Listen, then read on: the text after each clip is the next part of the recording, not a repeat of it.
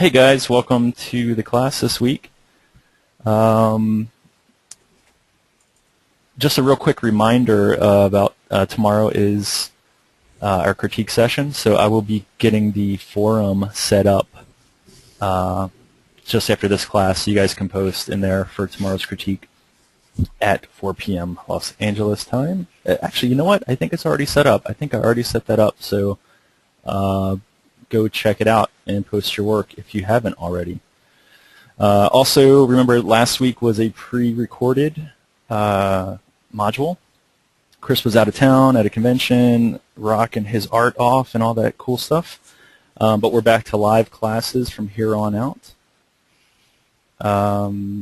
So let's get things started. Can everyone hear me? And can everyone see Chris's screen? Let me know. Cool. Good, good, good. All right, Chris. Hey, welcome back, man. It's all yours.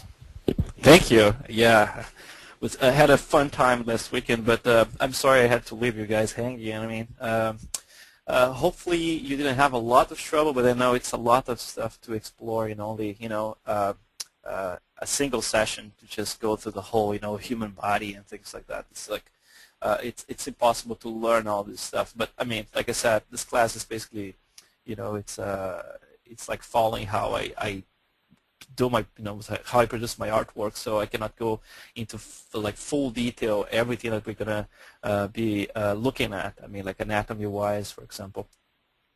But I hope with the little tips about how to start from the mannequin and it's like or combining objects with Dynamesh. Those things helped you guys. I saw some exercises in the forum today, and really cool that some people were actually posting like some step-by-step of how it was sculpted. And I mean, like tomorrow we have the critique session, and then you guys can ask me questions about that. I'm gonna be showing something today. Actually, it's a lot of stuff to cover again in one single module, but things are starting to get a little bit more fun now because you're going to be posing and actually starting to imagine this character in movement and in doing some actions and other things. So I'm going to just switch here to the next slide.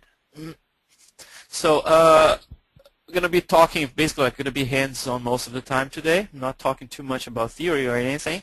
You're going to be talking about the transpose in ZBrush. That's basically the most straightforward way to pose our characters. A little bit about like rigging with Z-spheres in ZBrush that can be really useful as well. And my favorite technique, that's basically Maya using joints and weight maps. I know that a lot of people use different softwares. Maya is actually really interesting for animation. So it's basically, I think, the most used for animation in the market today. So maybe if you don't have any idea how it works, this is a great opportunity to just like take a look at how I'm doing this stuff.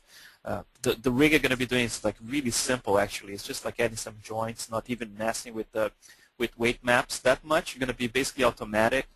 So I'm gonna cover some areas in there, but this is my favorite way to do it because you have a lot of control, and if you put the joints in the right places, you actually get a lot of like out of like very few joints placed. And talking about the silhouette, of course, and the asymmetry.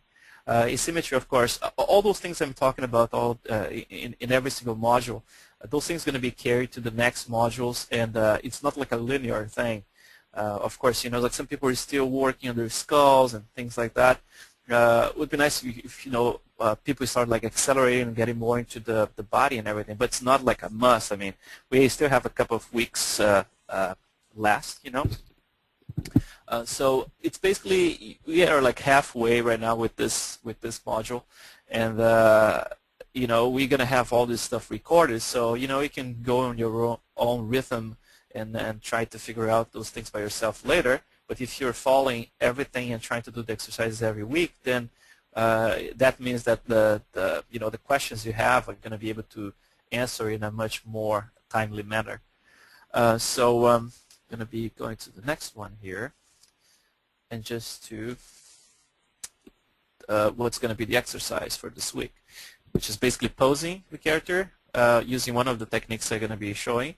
Improving the anatomy around the deformed areas. Again, this is like a work in progress constantly, so you don't need to do it this week. I mean, you can keep going and do it later. Add a little base to support your model as if it was a physical sculpture. This, again, optional. I kind of like to have a little base so it looks like a maquette, It's nice to present it as actually a physical thing. And then some references, of course, books, action figures, comics, magazines, 3DSK, Google, etc. Dancing, whatever you want to use for, it all depends of the character you're planning to work on. I'm actually not using a lot of references. I'm just kind of like trying to imagine some poses for my character right now, but I'm going to go through some books and take a look what's interesting. So I think jump right in. Let's start with ZBrush.